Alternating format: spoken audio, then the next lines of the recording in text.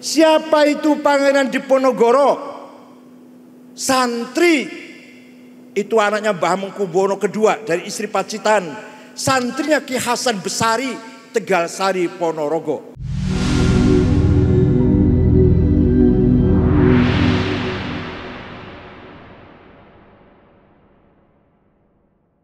Dalam kitab Fathul Mu'in apa katanya?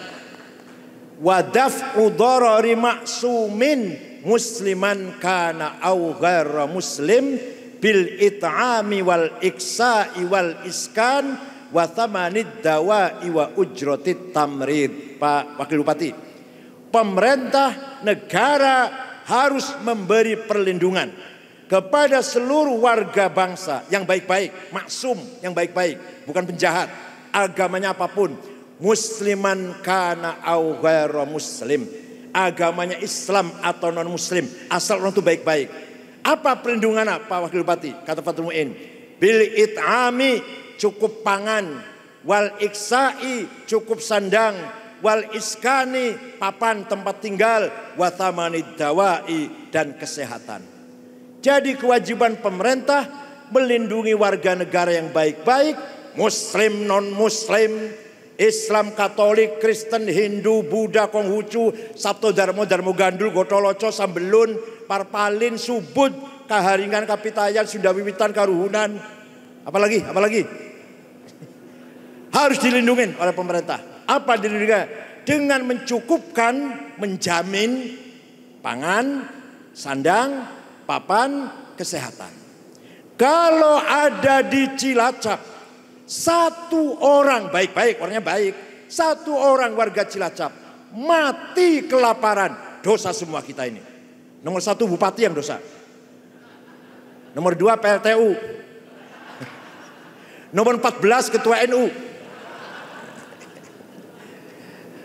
Jadi kewajiban kita bersama membangun keharmonisan kehidupan bersama non muslim atau non muslim, yang penting orang itu baik-baik. Kewajiban pemerintah menjamin pakaian. Jangan sampai ada warga Cilacap yang tidak mampu beli pakaian. Kewajiban pemerintah melindungi warga Cilacap dari sisi perumahan. Tidak boleh ada warga Cilacap yang tidur di kolong jembatan. Walaupun misalkan rumahnya RSSS, rumah sangat sulit untuk selonjor-selonjor, tapi harus punya rumah. Ini namanya kewajiban kolektif, kewajiban fardu kifayah. Wajib. Fathul Mu'in itu Pak, bukan teori mana, bukan kitab kuning Fathul Mu'in, alas kitab deso jane. Tapi inilah ternyata dalam konsep membangun masyarakat, dalam kitab kuning sudah ada. Maka para santri dan kiai selalu peduli dengan keharmonisan masyarakat. Siapa itu Pangeran Diponegoro?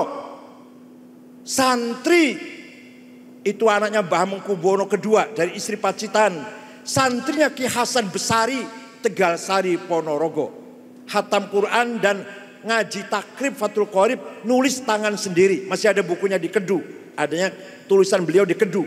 Pangeran Diponegoro namanya Abdul Hamid namanya. Siapa itu? Ki Hajar Dewantara, Bapak Pendidikan Nasional, namanya Suwardi. Santri ngaji Quran hatam pada Kiai Sulaiman Zainuddin Prambanan Klaten, yang punya jargon ing ngarso sing tulodo, ing madyo sing mangun karso, tutwuri handayani. Itu santri itu. Nah, catatan Belanda pada tahun 1840 dia mengatakan semua kelompok elit di Indonesia, bukan Indonesia belum, di Hindia Belanda ini sudah makan candu semua. Semua keluarga kerajaan sudah nyandu semua, kecuali pesantren. Tidak bisa dimasuki candu. Itu catatan Gubernur Suplemen Cornelius tahun 1840. Ya kalau sekarang semua kelompok sudah banyak kena narkoba kecuali pesantren. Dia kan kesugihan nggak ada kan? Ya kalau ada 1-2 lah, ya 3-4 lah, 5-6 lah. Pada tahun 1905 Belanda melakukan konon ngakunya politik etis, politik yang berakhlak, bermoral. Apa? Membuka pendidikan untuk semua warga. Yang tadinya pendidikan hanya untuk elit. Mulai tahun 1905 silakan, 1905 silakan semua rakyat sekolah. Tapi tujuannya jahat. Di balik itu ada kejahatan. Apa? Supaya anak-anak orang Islam menjadi sekuler, tidak ngerti agama, walaupun masih Islam tidak ngerti agama, menjadi sekuler. Kecuali pesantren yang tidak bisa dimasuki ide Belanda itu. Ada pendidikan agama dalam SD, SMP, SMA itu baru tahun 60. Itu kebijakan tahun 60, 61 itu. Baru ada pelajaran agama dalam SD, SMP, SMA. Dulunya nggak ada itu. Sejak Belanda mendirikan SR tahun 1905, sengaja memang maksudnya supaya generasi yang akan datang tidak kenal agama, sekularisasi.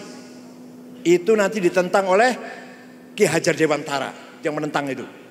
Tapi yang dukung Sultan Takdir Ali Syahbana yang mendukung. Ini sejarah bukan kita ngerasani, bukan apa ngerasani, orang ngerasani. Bukan kita ngungkit-ngungkit, bukan. Ini sejarah, faktanya seperti itu. Hadirin yang saya hormati.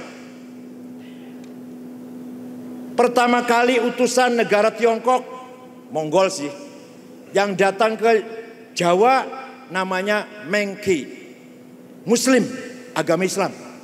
Menghadap Raja Kertanegara, Raja Singosari di Malang. Oleh Raja Singosari, oleh Raja Kertanegara, Mengki dipotong telinganya dua-duanya.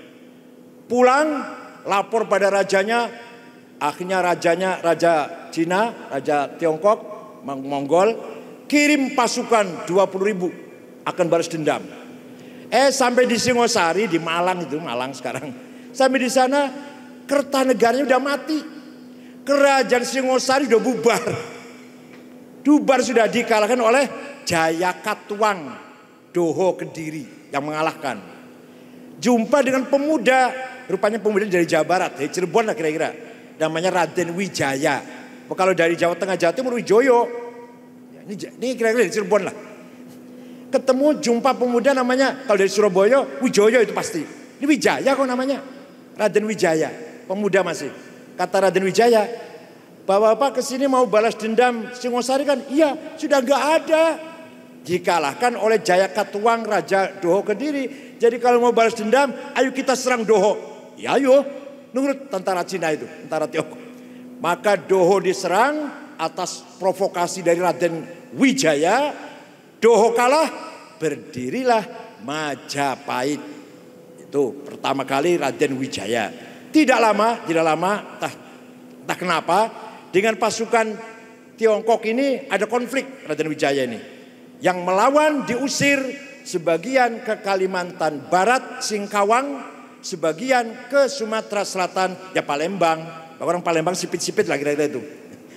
Nggak bisa dibuang itu, nggak bisa dibuang. Ciri-ciri karena tentara Tiongkok diusir oleh Brawijaya pertama itu sebagian ke Sumatera Selatan. Nah, nanti Brawijaya keempat Hayam Wuruk punya patih besar namanya Gajah Mada. Itulah puncaknya Imper Gajah Majapahit sampai ke Filipina Selatan, Sri Lanka, Patani, semua Majapahit semua itu. Sumpah Palapa yang disumpahkan oleh Patih Gajah Mada ingin mempersatukan kepulauan yang luas ini dengan dinamakan Palapa Nusantara. Maka tidak ada sumpah Palapa kalau tidak ada Majapahit. Tidak ada Nusantara kalau tidak ada sumpah Palapa.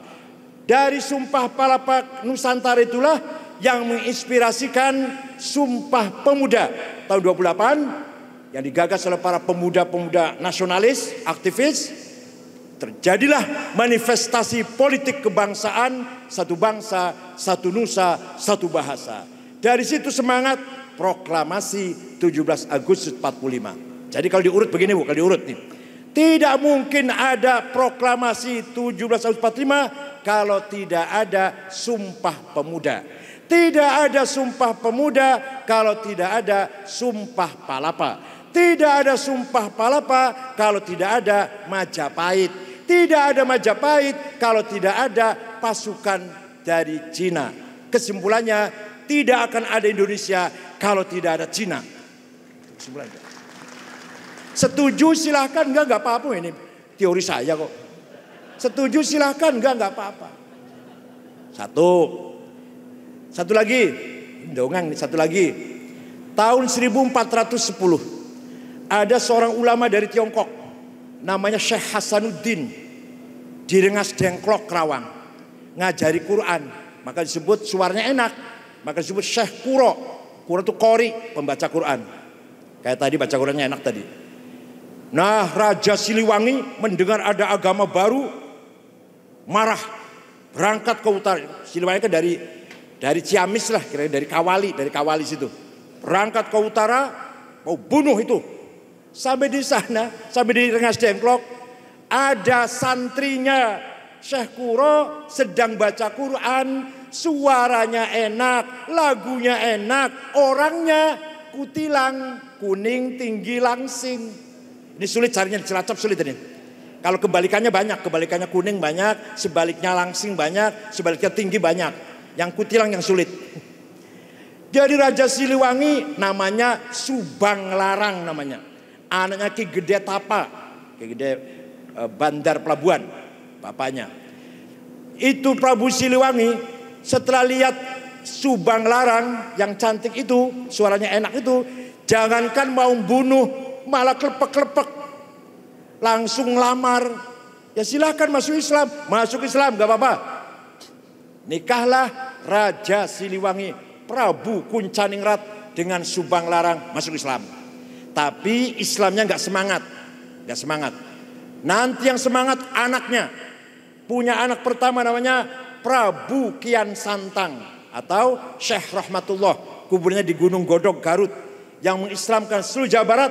Semua Islam kecuali Patih Pucukumun yang tetap agamanya Sunda Wiwitan Karuhunan dengan pengikutnya suku Badui di Malimping. Anak kedua Syekh Somadullah alias Kuwu Cirebon, yang Bupati Cirebon lah.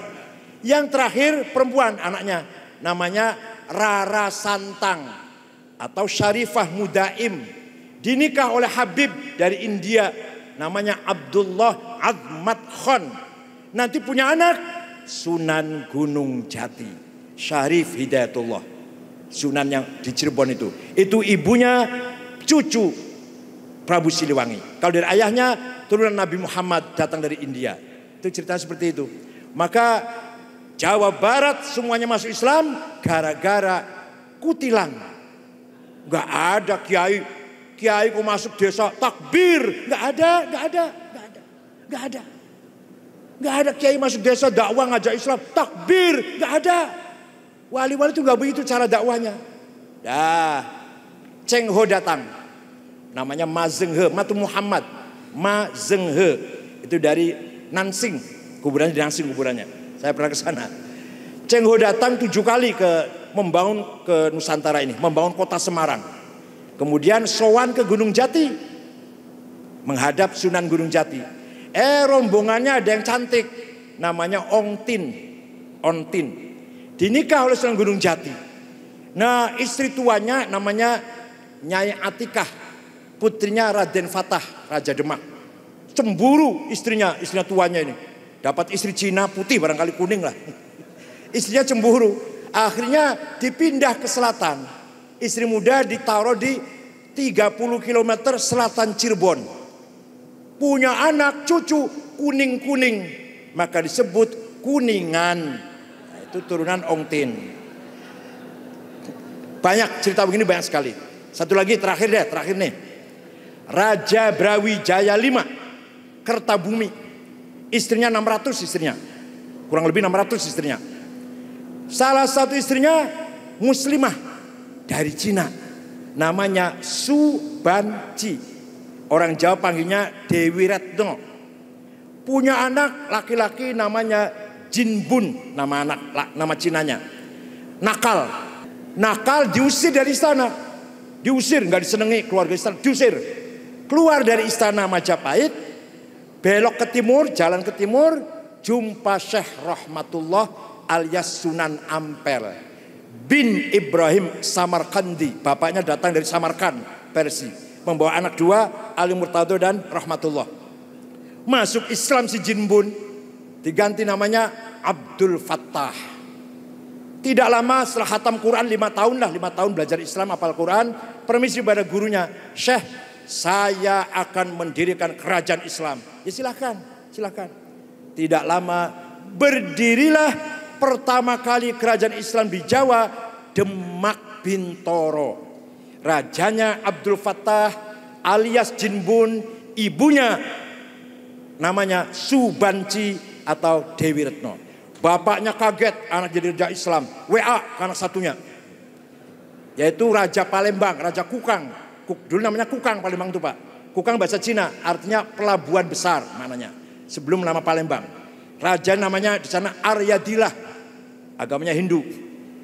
WA, bapaknya WA, nak Aryadillah, saudara kamu sudah jadi raja Islam si Jinbun. Bagaimana komentar kamu? WA-nya direply, ayahanda yang saya hormati, mohon maaf, saya sendiri sudah lama memeluk agama Islam. Nama saya sekarang bukan Aryadillah tapi Fatahillah. Maka Palembang sudah Islam, anak di sini masuk Islam, bapaknya bingung. Rakyat Majapahit ikut Demak. Karena apa? Kalau ikut Demak dipanggil santri. Santri artinya berakhlak mulia, budi pekerti luhur, janji tepat, ngomongnya benar, gak pernah bohong, gak pernah nipu, doanya mujarab, cespleng, santri dulu tapi. Rakyat Majapahit ikut Demak, ingin dipanggil santri, bersih, tiap hari mukanya 2 tangan 2 kaki kepala dicuci terus, wudhu tiap hari 5 kali, pasti bersih dong. Dan masuk masjid sandalnya harus dilepas, pasti bersih itu kakinya itu. Maka ingin dipanggil santri supaya bersih. Masyarakat Jawa itu. Lama-lama Raja Brawijaya V masuk Islam. Dengan Islamnya Brawijaya V, Kertabumi, selesailah Imper Majapahit yang pernah gagah perkasa sampai ke Thailand, sampai ke Sri Lanka, bubar.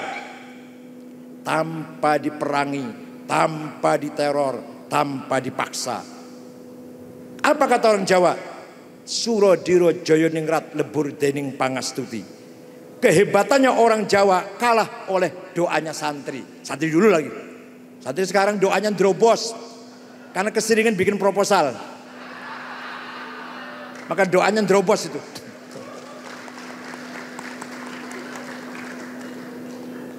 Kemana Majapahit kok hilang? Apa dibom? Apa diperangi? Tidak. Sirno ilang kertaneng bumi, hilang dengan sendirinya. Itu orang Jawa sendiri. Ada lagi rahasianya, gini rahasianya. Orang Hindu menganggap manusia ini berkasta 5. Brahma, Satria, Sudra, Vairya, Waisa. Yang boleh menggunakan kata ingsun, aku ingsun, itu Satria, raja. Kita ini nggak boleh nih, Sudra, Vairya, Waisa ini orang kecil nggak boleh. Kaulo alit, jongos kecil. Kita ini harus kaulo alit. Mencium tangan raja nggak boleh tangan, dengkul yang dicium, bukan tangan. Nggak boleh bilang ingsun, nggak boleh, itu raja itu. Kiai datang, wali datang, ngajari begini, usolli fardhu dzuhri, niat sholat sopo ingsun. Nawaitul wudu'a, niat wudu sopo ingsun. Orang Jawa kaget, seumur umur bisa ngomong ingsun kalau masuk Islam. Kalau nggak masuk Islam sampai kiamat kurang 2 hari nggak bisa ngomong ingsun. Akhirnya orang Jawa berbondong-bondong masuk Islam, ingin ngomong ingsun. Luar biasa Kiai itu. Makanya Kiai itu cara dakwanya nggak ada pakai takbir, nggak ada. Sudah benar PLTU S2P ini membangun keharmonisan hubungan silaturahim dengan NU, pesan kesugihan, Unuga, sudah benar Bu. Saya jamin, saya yang jamin Bu. Kalau bergandengan dengan NU dan dengan kesugihan, aman PLTU ini. tidak ada santri NU deh, santrinya NU tapi satu pun yang terlibat teroris, nggak ada. Saya jamin. Justru lahirnya NU dulu itu karena untuk merespon Wahabi, madhab yang di Saudi yang keras itu. Respon itu maka lahirlah Wahabi, lahir tahun 25, tahun 26 NU lahir. Respon itu. Nah, jadi saya jamin Bu, selama Ibu baik-baik dengan NU dan Unuga dan Kesugihan, saya jamin santri Kesugihan harus menjadi satpamnya PLTU S2P.